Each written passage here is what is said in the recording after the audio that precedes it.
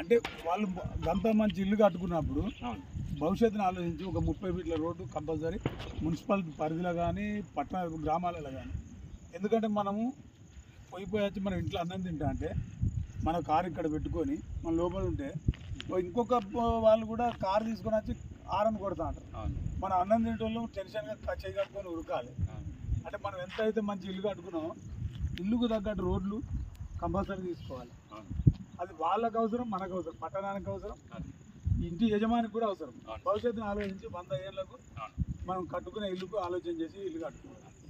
DDCB వాళ్ళ norms అదే sir. వాళ్ళ DDCB వాళ్ళు ఖచ్చితంగా 33-40 ఫీట్ రోడ్ ఉంటేనే అప్రూవల్ ఇస్తారు.